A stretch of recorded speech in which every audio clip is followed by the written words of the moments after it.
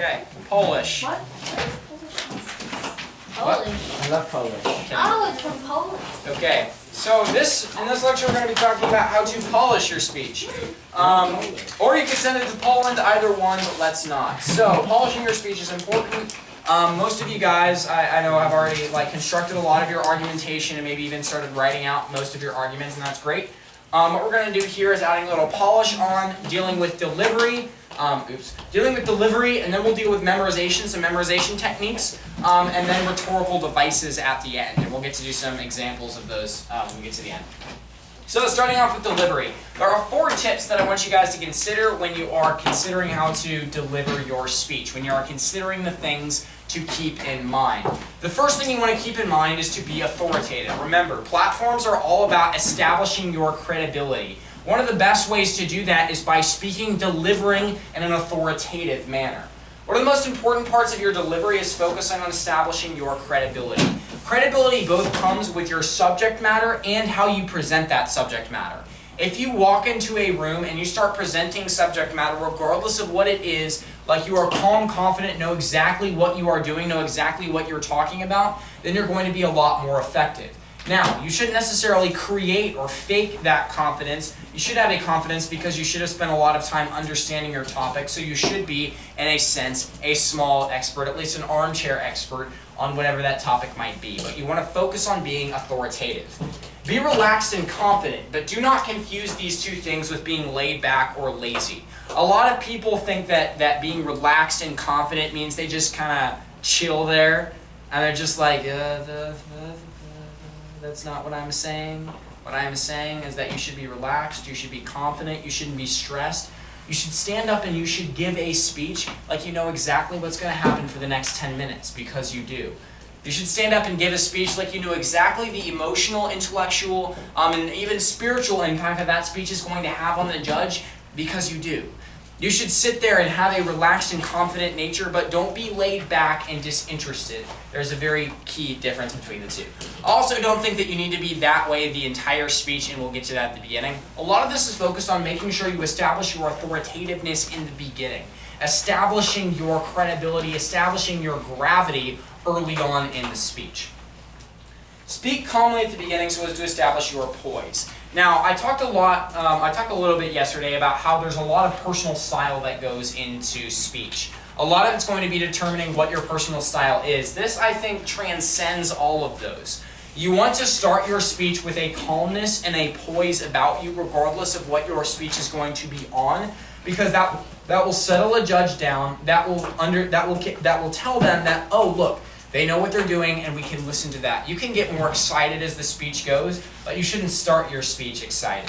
Even if you have like a laugh line or a joke, or it's a bit of a lighter intro, you should still be relaxed, you should still be calm, and you should still be focusing on that. If you do want to get uptight or intense later in the speech, that's fine, but you should start with being a little more relaxed. I'm one of those people that gets very intense at certain points in my speeches, and sometimes judges get a little confused if I'm speaking at them or shouting at them.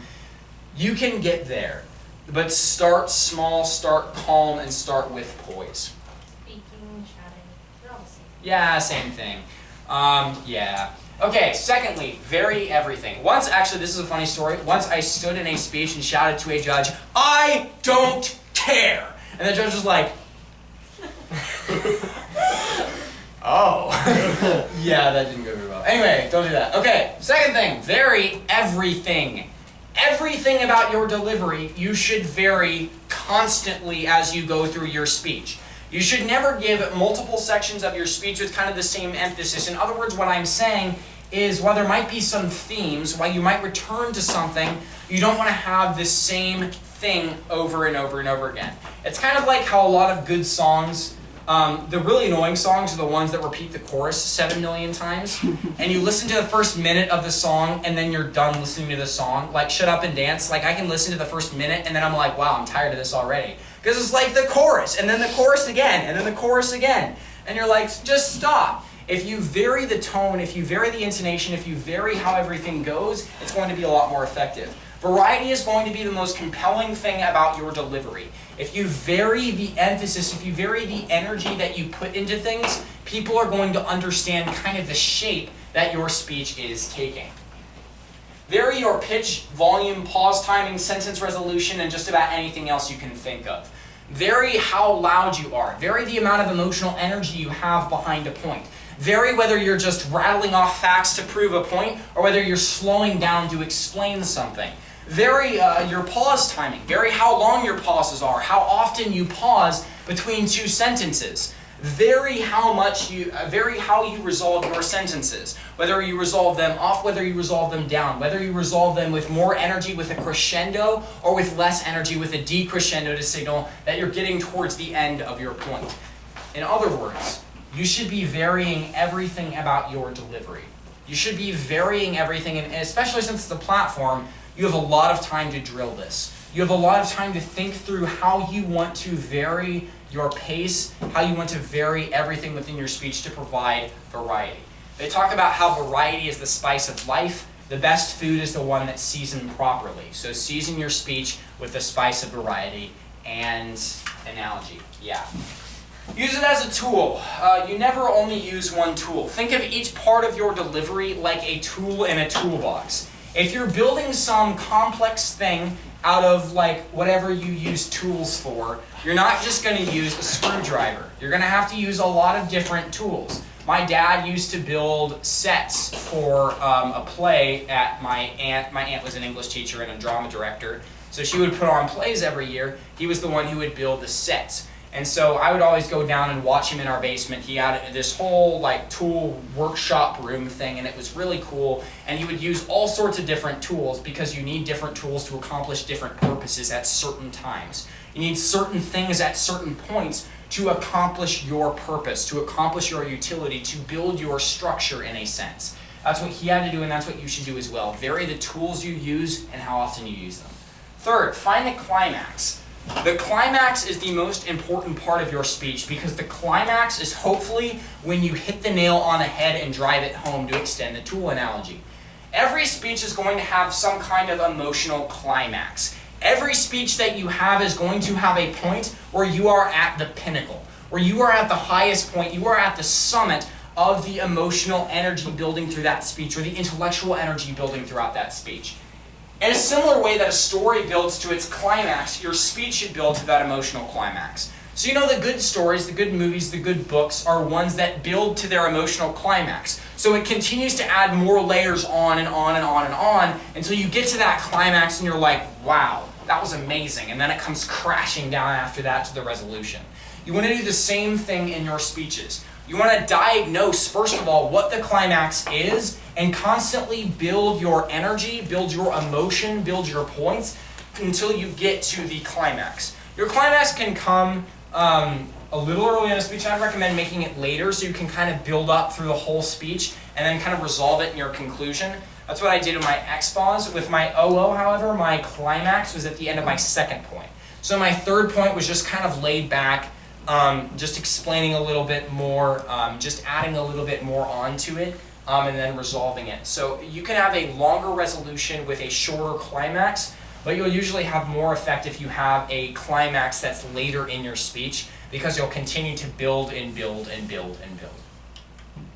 This will allow a judge to be the most impacted. A judge will be most impacted by your emotional climax. A lot of times a judge will remember the point in your emotional climax more than any other point or any other part of the speech. What that means is A, you need to make sure you know what that climax is.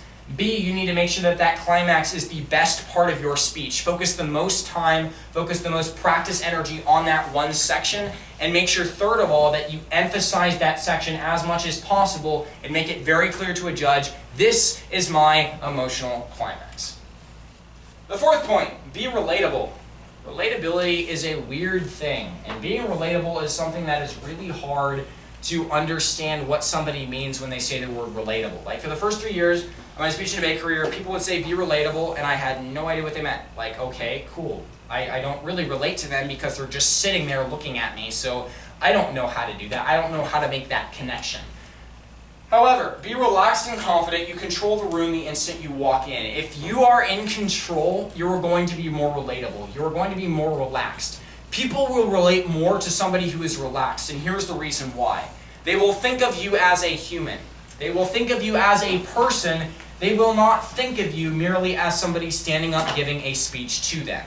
If you are relaxed, if you are confident, if you exude that you know what you're talking about, and you stand up there and give a speech as if you are a person talking to them, they're going to humanize you in their minds. This concept of relatability is all about a judge humanizing you in your mind, transcending beyond just a speech and making you into a person as well. Saying words right is great, but people are only going to remember if you relate those words to them.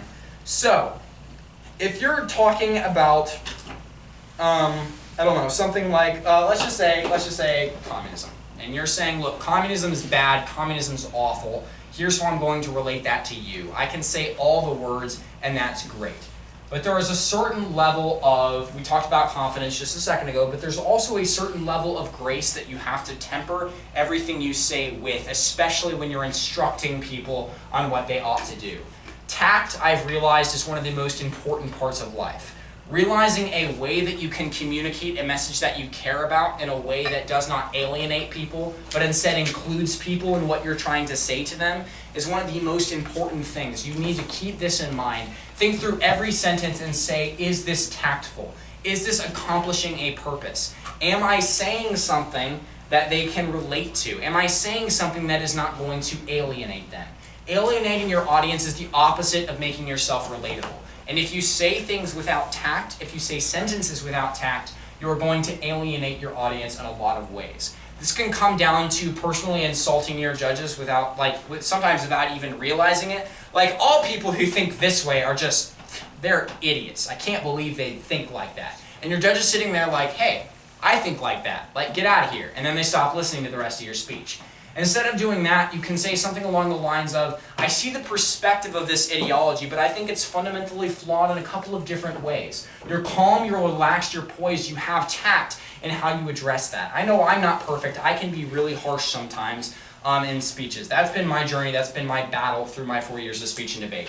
But being relatable in a lot of ways comes down to how tactful you are. Finally, smile. Smiling is good. Smiling is awesome. Smiling makes people like you more. If you smile good, then you speak good. If you speak good, then people listen good. And if they listen good, then you do good. So, smiling is really important, and smiling is Ben's over there smiling like he's got a grin this canyon. Like, that, there you go. If you smile like that, a judge is going to be like, yes, you are having fun. That is awesome. And you're probably not, but that's okay. Who cares? Okay.